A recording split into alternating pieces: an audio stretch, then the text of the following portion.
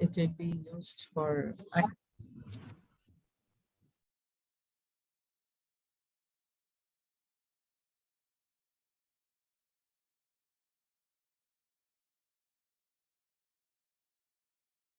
Good morning and afternoon. Greet to you on the Earth Day 2022.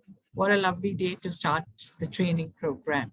On behalf of Tribhuvan University, Kathmandu, Bangladesh University of Engineering and Technology, Dhaka, and the Cherry School of Advanced Studies, New Delhi, I would like to welcome the distinguished speakers, the participants from Nepal, Bangladesh, and India, and the project partners to the inception meeting of the project and the training program on towards sustainable urban water management in Hindukush Himalayan region, a participatory approach to improving water security in mountain cities.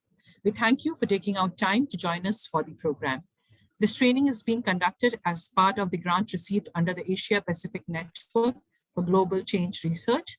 The partners of this project would like to thank APN for supporting us in this research that aims to develop an operational water resource management methodology for administrators and water organizations to engage with communities for greater collective resource management capacity in the Hindukush Himalayan region. To tell us more about the project, we are joined by the principal investigator of the project, Dr. Menuka Maharjan, who is working as an associate professor in the Institute of Forestry, Tribhuvan University, Nepal. Dr. Maharjan is involved in various research projects in the soil and water resources, air pollution, climate change, livelihood, and environmental services. In a short career, she has got various national and international research grants, namely Sandy, EC Mode, IFS, DFID, amongst others. Dr. Maharjan has got various national and international fellowships, scholarships, conference travel grant, and she has published several research papers in national and international peer-reviewed journals. She's also on the editorial board of the Journal of Institute of Forestry, Tribhuvan University. It's my pleasure to invite her to share more details on the project and the partnering institutions. Over to you, Dr. Maharjan. Thank you, Fazia ma'am. Khushbu, I want to share a slide.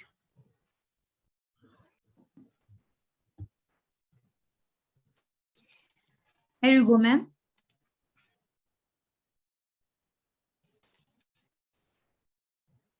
I think the slide is visible.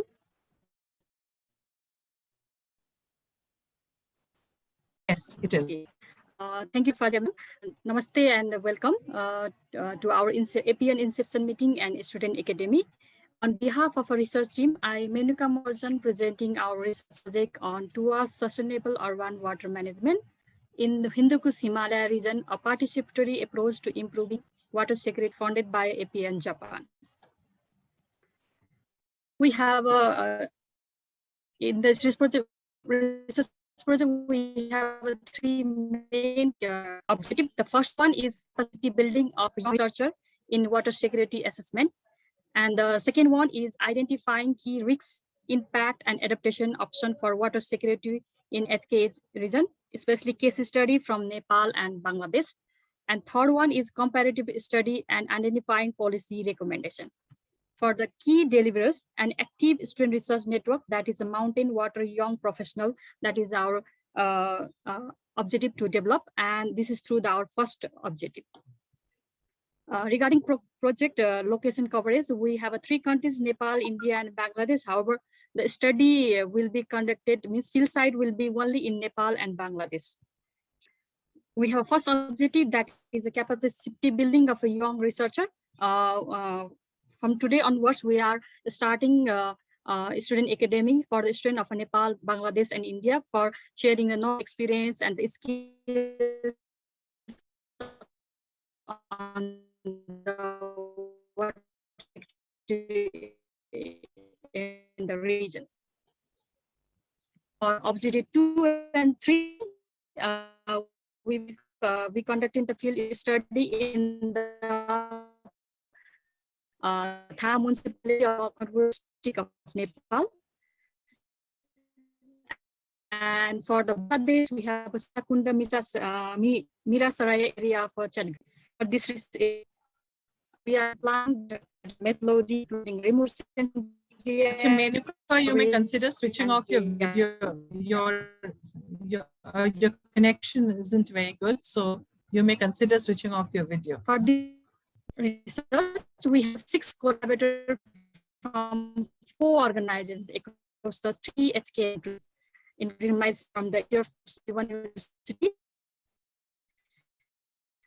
from the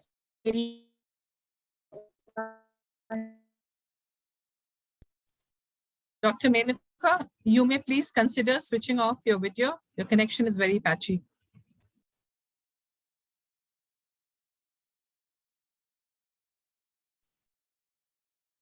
It looks like she has dropped out. I'll make a call to her.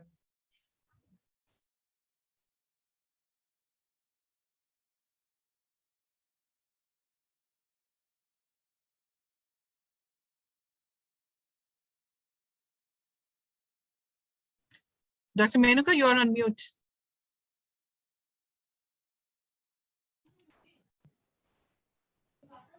Should I start from the beginning or from here, ma'am? Maybe just one slide ahead of this. Okay. Previous one. Okay. Yeah, that works well. Okay, sorry for inconvenience. Project location, 3 study site, although the field study will be carried out only in Nepal and Bangladesh. And for first objective, we are conducting the student academy from the student from Nepal, India, and Bangladesh from today onwards. And for the study site, Tha municipality for Makwanpur district, Nepal, and for Bangladesh, we have a Sitakunda Mirasaraya Chadgaon. And study, we are mixing both PRA tools and remote sensing survey. See, as I said, a little bit ahead, 6 collaborators from Nepal, myself from India, Arun Consultor, and then Fazia Taranum, Sudesna from the Dr. Reddy Foundation, and Mohammad Musharraf Hussain from the Bangladesh Institute of Forestry and Environment Science, and Sarah Norin from the Buet, Bangladesh. If we just summarize in one slide our journey with the key milestone, we submitted our first proposal in December 2019, and then we revised the proposal and submitted again in 2020-21 June. October 2021, we officially initiated our project. Now into 2022, we have between the April and the May, we have a first inception meeting from today, and then also first project funded academy. Between this 2-month period of time, we also will be finalize our methodology, and our field study will be begin from September 2022. In October 22, we will be completed 1 year, and we will have a 1-year progress report. So this is our short journey. With this, I want to thank you, and also we'll meet you again. Over to Vajay ma'am. Thank you very much, Dr. Menuka, for providing us the overview of the project. And move ahead. Many thanks for that. And we'll move on now to the next address. So we are all aware that the Hindukush Himalayan region, which is also referred to as the third pole, has a fragile ecosystem, which has become highly vulnerable due to climate change and also because of indiscriminate development. The receding glaciers, drying springs, glacier collapse, extreme weather events, and biodiversity crisis are all manifestations of the human interference with nature. And that's perhaps why we need to really involve local people and build capacities of the local population. We are deeply indebted to APN for the award to carry out a study in this region. We have among us Dr. Madan Lal Shrestha, who is Scientific Planning Group member and APN representative among us. Dr. Lal is an academician at Nepal Academy of Science and Technology with PhD degree in meteorology from University of Hawaii, USA. Sorry, from University of Hawaii. He served as Director General of the Department of Hydrology and Meteorology, Nepal, and has been the permanent representative of Nepal at World Meteorological Organization. He has been the focal point of Nepal to Intergovernmental Panel on Climate Change and contributed to the Working Group 2 of Third and 1, Impact, Adaptation, and Vulnerability. He is the first Nepali to join Glaciological Expedition of Nepal, the first joint scientific expedition between Nepal and Japan to explore the snow glaciers of the central Nepal Himalaya. He has published many research papers in peer-reviewed journals. I'm honored to invite Dr. Shrestha now to deliver the keynote address. Over to you, Dr. Shrestha. Yeah, thank you. Thank you, Fazal. I think it's my great pleasure to be here representing APN, the Asia Pacific Network for Global Change Research. I think I'm very happy to see this project granted, because only I think some years back we talked about this with Dr. Menuka, and she is a very hardworking lady, and I'm so happy to see that this is realized and it has been funded. And this is what I think I am so happy to see the new generation coming up in this field. I think today, as Fazla has rightly mentioned about the different kind of the changes that we have been seeing in the atmosphere and the land system. So definitely, I think this project, toward the sustainable urban water management in Hindukush Himalaya region is very, very important, especially so because of the participatory approach in improving the water security in the region, as I think the Hindukush Himalaya is the source of many big rivers in the regions. So I think I really wanted to congratulate the Institute of Forestry, TU, and the Bangladesh University of Engineering and Technology, BUET, and the Cherry School of Advanced Study, the three countries, the member countries who are the collaborators in this project. So I think before that, I would like to have just share a few slides, if I am allowed. Sure, sir, please go ahead. You have the permission to share. Yeah, thank you very much.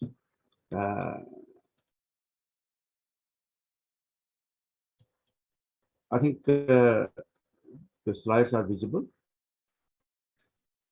Yes, they are. Okay, thank you.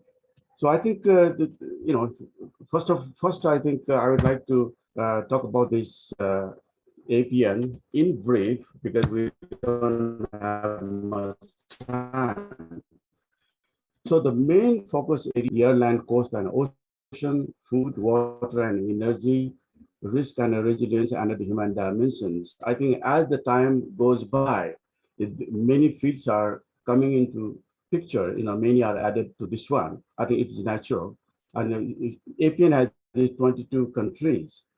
And we have this regional research program, then the capacity development, and also we also do this science policy linkage and the community engagement. So this part of the so today's Dr. Madan, sorry for interrupting here.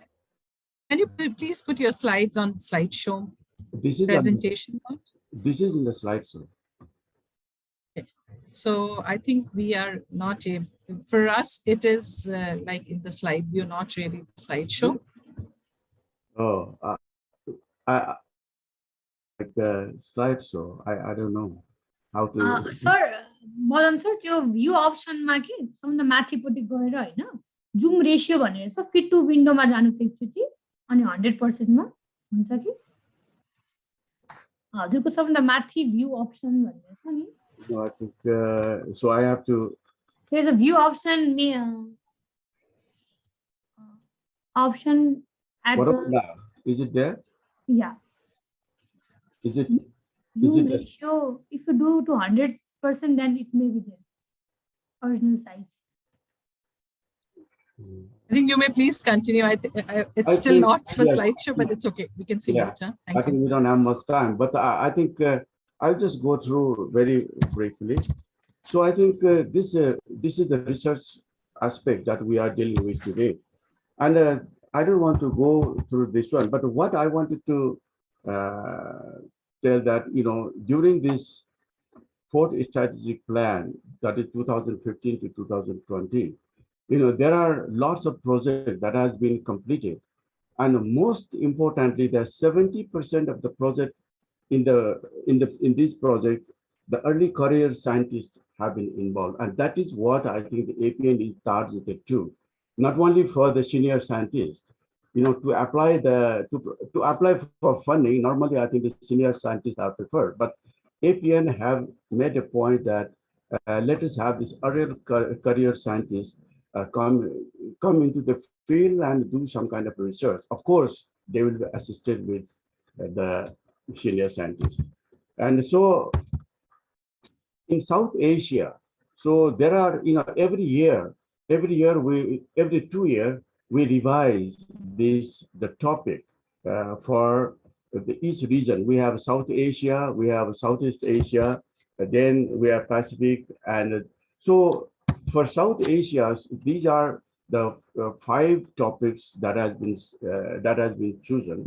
So I think this is one of the things. It is about this the climate aspect of this water security. And the most importantly, I wanted to emphasize that whatever we do in this project, it's not only for the research.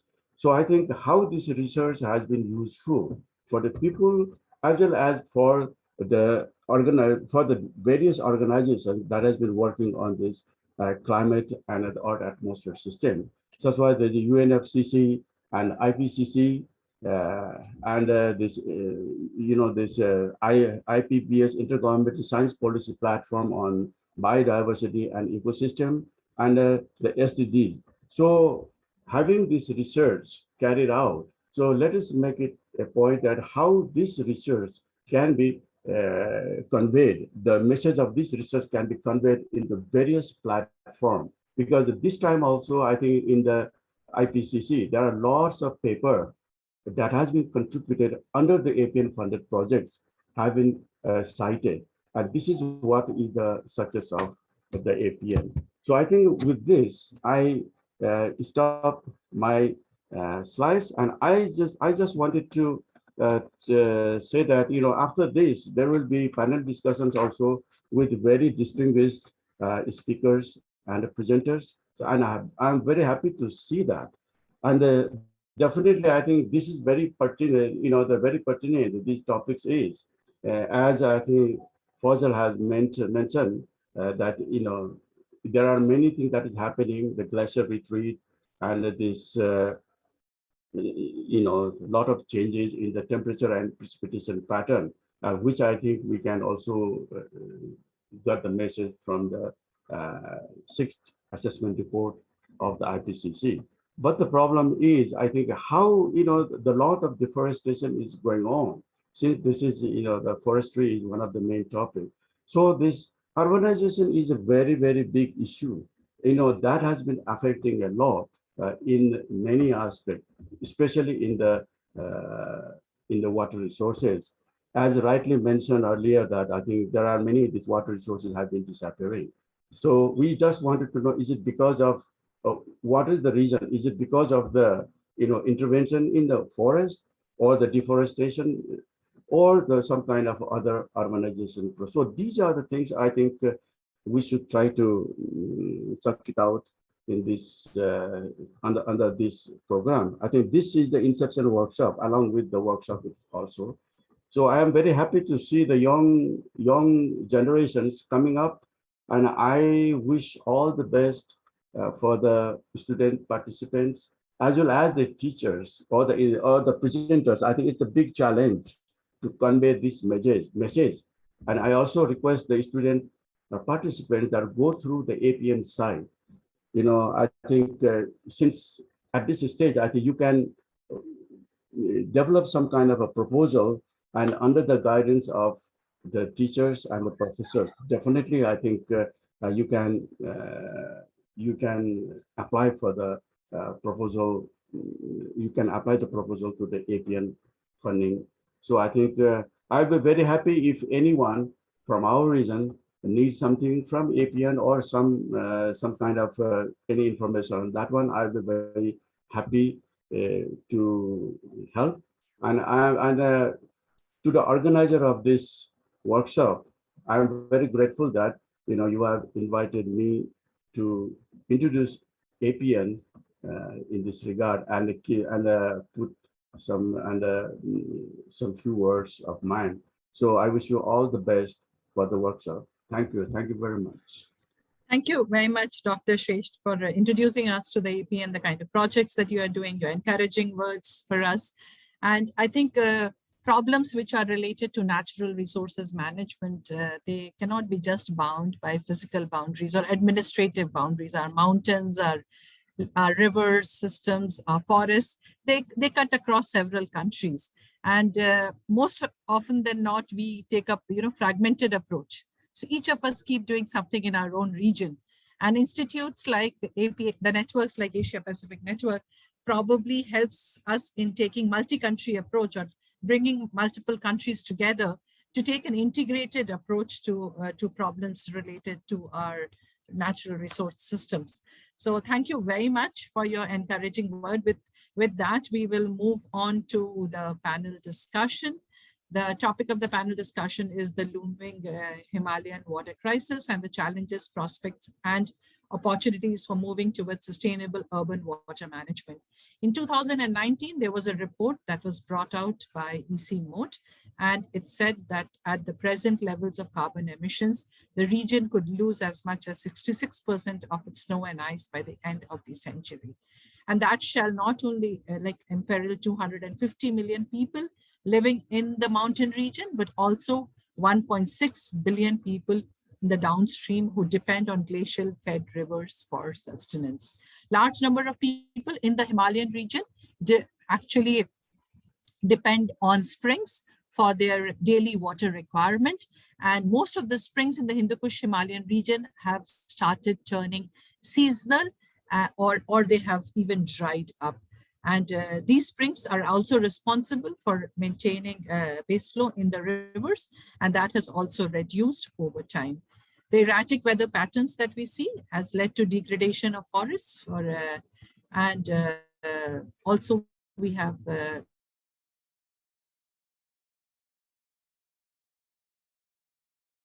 seismic activities have also been responsible for drying up of springs. So as IPCC report has brought out that a climate change perhaps is more anthropogenic, more because of human that has been there with the nature. Also, the studies conducted in Hindukush Himalayan region have showed a demand-supply gap in water between 20% to 70%. Then, and water crisis is actually, whenever we have a problem of water, of course, it cross-cuts with other issues like poverty, it cross-cuts with gender, because women may have to travel longer distances to fetch water. Poor are impacted more than the rich, because rich somehow manage to dig deeper and mine water for their use. But for poor, it becomes very difficult, who actually depend on our natural resource system. Agriculture, again, there has been, especially in the eastern and the central Himalayas, the rise in crop pests and diseases, leading to lower yields due to erratic rainfall, drought and floods, and higher temperatures. And in the central Himalayas, the drop in rainfall has exacerbated forest degradation, leading to more crops being devastated by wild animals, especially wild boars. So we are honored to have amongst us 4 very esteemed panelists today. Our first panelist is Dr. Mohammad Musharraf Hussain, who is professor at the Institute of Forestry and Environmental Sciences, University of Chittagong at Bangladesh. Our second panelist is Dr. Menuka Maharjan, who is the Associate Professor, Institute of Forestry, Tribhuvan University. Our third panelist is Professor Arun Kansal, who's professor in the Department of Regional Water Studies at the Terry School of Advanced Studies, India. And our fourth panelist is Dr. Lindner, who is the Managing Director, School of Civil and Environmental Engineering, Technical University of Dresden, Germany. Thank you very much, all of you, for taking out time to join us for this discussion. I would first like to invite Dr. Mohammad Musharraf Hussain to share his thoughts on the topic, especially keeping into consideration, given that you have a forestry background. It would be great to understand how climate change has been impacting forestry in the region, the forest in the region, which in turn is impacting water security of the Hindukush Himalayan region. Over to you, Dr. Musharraf.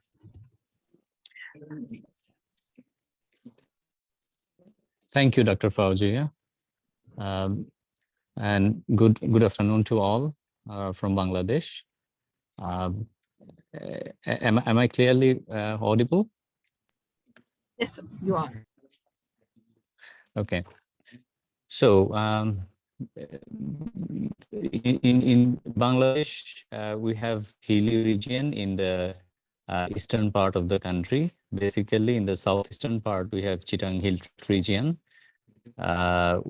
Majority of our forest areas, tropical forest areas, were in this region, and several river systems has originated from this area. So what we have been seeing over last few decades is intensive deforestation due to illicit felling, and which has caused damage to the overall watershed situation in the area. And climate change has just exacerbated the situation that have been prevailing here. So basically, forest resource extraction, both legally and illegally, in the whole region, has degraded the land, coupled with the shifting cultivation practices, which is very widespread in all throughout the Chittagong Hill Tract region. Besides that, the government has taken some policies to introduce different types of crops like cashew nut, palm, rubber, and kind of plantations. And at the same time, the local people has started to adopt horticultural maintaining the watershed in this region. So right now we are seeing quite a number of projects from different local and international organizations for restoration of forest. I personally am involved with two such projects, one with US Forest Service and another with World Bank. So they are conducting some kind of assessment to see the restoration potential here, or the restoration strategy that we should adopt to safeguard the water resources, basically. So we have been saying that the tribal people, they have not been dependent on groundwater previously. They were fetching most of their water from the spring and streams in Chittagong Hill Tract. But right now, if you go to the different sprawling urban areas there, you will see that people are becoming increasingly dependent on shallow tube wells and deep tube wells, because during the winter season, many streams and springs are not giving out any water. So water is becoming a big crisis here, and we are also seeing some migration of some tribal communities from one place to another, mainly due to water shortage. And on the other hand, the Chittagong, which is the second largest city in Bangladesh, it is a port city, and that port is on the Karnofuli River, and that river is originated in Chittagong Hill Tract. So as we are seeing the degradation of forest, as we are seeing the degradation in the watershed, so there will be less amount of water coming to the river, and during the rainfall, during the monsoon, we will see more sediment flowing to the river, which is again causing damage to the port itself. And on the other hand, the Chittagong city is basically dependent for its water supply on another river, Halda, which is again originated from Chittagong Hill Tract. And recently, I have visited with the team the place of origin of Halda. We have seen that the entire land use have changed, and that will again jeopardize the water supply in Chittagong city. The reason behind choosing Sitagundo Mirishar area for case study under this project in Bangladesh was that Sitagundo Mirsharai is poised to become the third largest metropolitan area in next few years, because the government undertaken big industrial project development. In Sitagundo Mirashar area, also the eastern part of the area is part of the Chittagong Hill ranges, and there were many springs and streams there, and a substantial also will also suffer the risk of extinction. So when this area is getting increasingly urbanized, this death of this hilly watershed in the area will create very big problem, particularly for watershed recharge. We are seeing in recent report from the area that the people are not getting water from shallow tube wells. So the urban development will create increasing pressure on the water base, which is there. So if we don't take preemptive action, if we don't if we don't study that area and find the opportunities which we can suggest to the policymakers for taking rightful action, so that the further degradation can be avoided and we can revegetate that hilly areas for the overall watershed conservation of this rapidly developing area. So overall, we can say that the restoration in Chittagong Hill Tract, it's a very top priority, but it's very complicated due to the involvement of many social and economic and political aspects. But still, different organizations are trying, and we are trying to collaborate with them. And we hope that maybe within next decade or so, we will see some positive changes here. And we hope that we will be working together with other countries in the region and the global communities, so that we can safeguard the local people here and the overall environment from the devastation of climate change that is ensuing. So that's all from me for the time being. Back to you, Dr. Fauzia. Thank you. Thank you, Professor Musharraf. I think a couple of points that you really brought out very distinctly about the forest degradation, the land degradation, and especially because of the practices that have been there, whether it's shifting cultivation or the government schemes, the policies that have probably resulted in land degradation and forest degradation. Also about the agricultural practices that have been there in the region. Because the springs have dried up in the region, the dependence of tribals on groundwater, and how the depth of the groundwater table is going down over time, and shallow tube wells, they are facing difficulty. The sediment flow into the river that you highlighted, and the dependence of Chittagong on a different river altogether, and also how it has manifested itself in change in the land use pattern in that area as well. And the emphasis on restoration, especially with involving the local people, because ultimately the problems are local, and probably we have to find, if we want the solutions to be sustainable, we have to find solutions which are local as well. Thank you very much for that little overview about the problem in the Chittagong city and the tribe that has been there, and the difficulties that they are facing, the water insecurity issues that are there because of the practices, the policies. And I think one more thing that you highlighted was the governance issue in terms of the social, economic, and political problems also that are there. Many thanks. We'll now move on to Dr. Menuka. Dr. Menuka, if you can also, probably you also have a forestry background, but maybe if you could also throw light on what are the challenges that are there in Nepal, and how are people trying to adapt themselves. Thank you, Fazia ma'am. Actually, my background is the environment and not a fully forestry, so I can little bit, thank you again.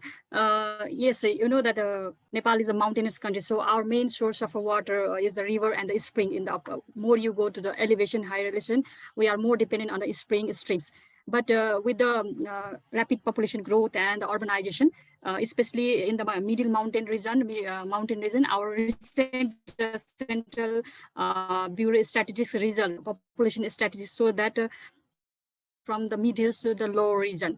One reason definitely there is a water stress, because among the 77 districts, more than 40 districts are already vulnerable for the drought, more water stress. So people are moving from the mid hills to the low region for the opportunities that again increase the the pressure for the water in the other urban peri-urban area. So and the main sources is spring and the river, but with the construction of, that is, I think particularly, especially very significant for developing country like Nepal, there is a conservation for the development dilemma, you know, mountain country, if there is a road, then we see as like a symbol of a development. So this construction of road is completely like destroying our water channel. That is the one reason why in the mid hills, our water sources are completely like drying up, destroying. One reason is this construction work not scientifically managed. Second is we are not previously our Indigenous knowledge that we are like protecting our water sources like spout, stone spout, or we generally cut dhunge dharo tap. That is there is a particular norms like cultural norms how to like clean it, you know. But nowadays we don't see that kind of thing. That why that is the reason that our source protection is diminishing. So our water quality and the availability also decreasing. And particularly after 2015 earthquake, it happened in lots of a district. It is reported that after a tectonic plate, the water sources are also disappear. It is widely reported, and people have because of what there is already problem, but there is also inaccessibility of water because of that reason. But it is widely reported. A little bit of study happened from the private side, but not a very good initiation from government side. And that is another problem. We don't know how to solve this problem. It's still going on. So, and also in places like Kathmandu, huge urbanization. During my childhood, like, you know, waiting for fetching the water in the middle of the night with the help of a torchlight, because there is a power cut for more than 10 hours per day, is a my family is using a water pump because there is availability of electricity, but not all can afford this, you know, like a water pump. So for the general mass population, getting access of a water in terms of both quality and quantity is still a dream comes true for the mostly resident in urban and peri-urban area. But slowly, people are realizing the importance again, these natural sources like spring, spout. CMOD has several years ago, they started this reviving drying springs.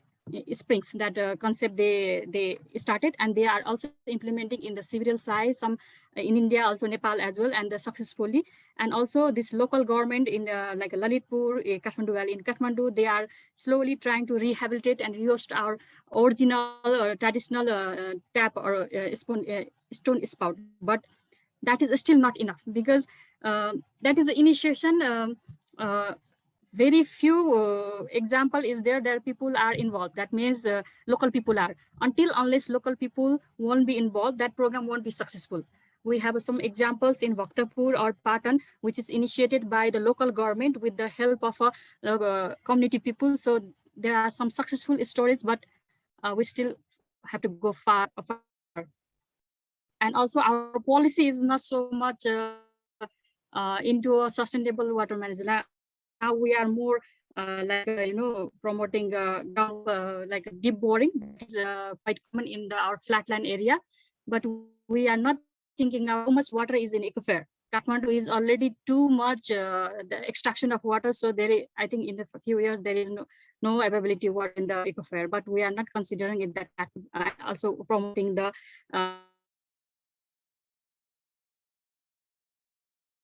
mountain area, some Ramechhap or Okaldunka, which is already a drought-prone area. Government is applying this water uplifting from the river.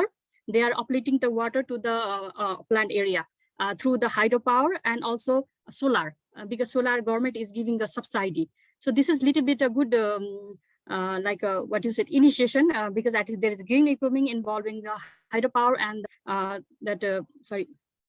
solar. But in a long term, this is not a sustainable every time just uplifting the water and distributing in the whole mid-hill regions.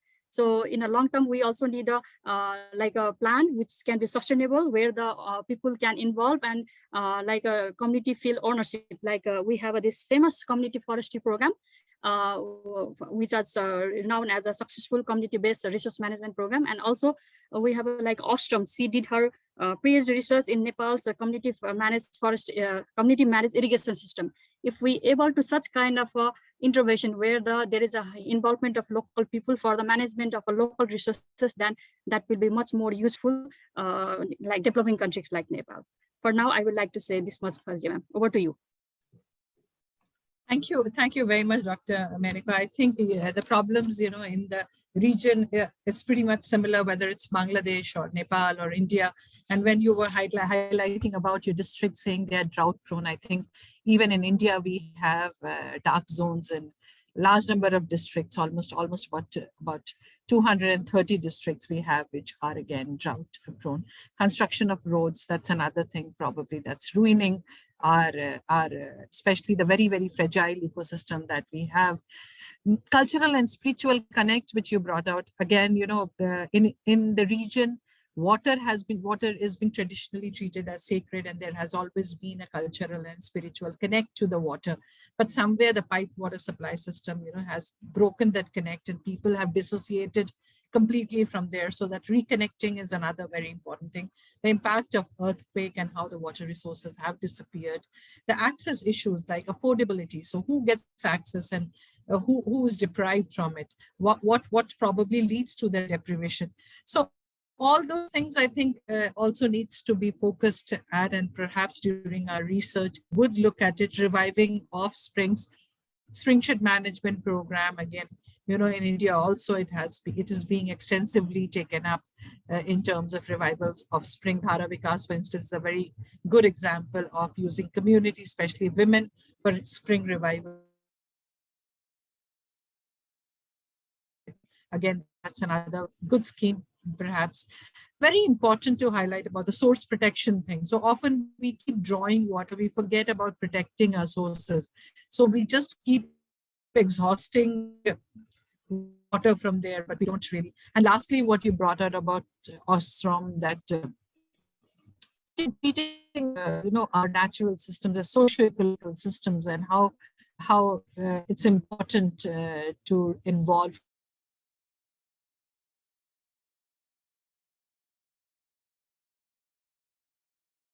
Move on to Professor Arun Kansal. Professor Arun Kansal is professor in the Kokla Department of Regional Water Studies at the Terry School of Advanced Studies. And Professor, on the problem in terms of how multidimensional the problems are. And the approach usually, often we talk about, is technical in nature. So how highlighting the problem, but also how should the approach be towards viewing these problems, and probably what could be the possible way forward for that? Huh? Over to you. Thank you very much, Fazia ji, and good afternoon to a wonderful opportunity for me to share my thoughts on that theme and topic. So coincidentally, I also have a technical session tomorrow, so I will not be talking too much on the technical solutions to it. But today, actually, I thought to share out of my heart what I believe or what I think or observe are the key issues and challenges. And of course, once we have a better understanding of challenges, the solution immediately emerges from that. So knowing the problem is more important, and the solution automatically comes. So one of the things is that, of course, when we talk of Himalayan region, that is South Asian part of the Himalayan region, it is actually not a dry region. It receives rainfall almost twice a year. That is the eastern part of the Himalaya region receives rainfall, and western part of the Himalayas receives during winter season as a western disturbances. And of course, in terms of when they are being called as water tower of the world, so as such they are not dry region. So, but still today we are discussing this, and the reason is very right, that still people do not have access to safe drinking water, there is a water scarcity. And why this scarcity has happened? So it's very clearly evident that it is not the physical scarcity of water, but it is the economic scarcity which is more prevalent. So I think that the key issue and challenges of water security in the Himalayan region is with respect to the economic security, that is lack of investment for the right kind of infrastructure for water storage, reservation, harnessing, and treatment and disposal. So I think that that is the first point that we need to understand, that it is the economic scarcity and it requires huge investment. Now, if you look, observe the Himalayan region from Pamir Node to Myanmar and this entire belt, if you look at, there is a typical characteristics which is common to the entire belt. And let us look at what are these typical characteristics and how it is related to water challenges. So, of course, first thing that we can see is that this is a region which is low in Human Development Index. Okay, so most of the countries and regions from Afghanistan to Myanmar, we see that in terms of SDI ranking, this region ranks very low in this ranking list. And though SDI is calculated based on the life expectancy, education, and the per capita income, but it is very clear that water and access to water and sanitation, so those countries which has a high is a clear-cut correlation between SDI and water and sanitation. And of course, water and sanitation is linked to health and hence the life expectancy and also the education part of it. So in a way, we need to uplift 250 million population at a very high level in terms of human development. That this region is also in low GDP and inequity is very stark and prominent in this region. Now, what does it mean? Of the countries in this means that they have a poor capacity to make investments. And many of these regions and states of these central government or multinational funding, but these fundings come for the large infrastructure projects, completely ignoring the needs and requirement of local infrastructure and maintenance and operation of those local infrastructure. So the problem with respect to water is also, which I initially pointed out, the economic scarcity, is that the low GDP, low income of the local governments and their financial dependency on multilateral organizations and central government funding results in planning of infrastructure which is required at a local level is something which is very meager. So that is one thing that comes out to be. And secondly, that it results into large number of sectoral conflicts. Now, what do we mean by sectoral conflicts? So I can give you an example that though this region is very high in hydroelectric potential and hardly 10 to 20% of the hydraulic electricity is being harnessed currently, but this is the region which also has low access to energy. Now, what is happening that because of the water scarcity and since springs are drying up, so many regions are dependent on lifting water from the lower levels of rivers to higher regions, like in Pithoragarh district of where I did a study 2 years back. We find that there's a huge amount of investment going on, large amount of pumping, the water is being lifted from the river to the higher regions. And similarly, the groundwater bore wells are being, so what is happening at one side, we have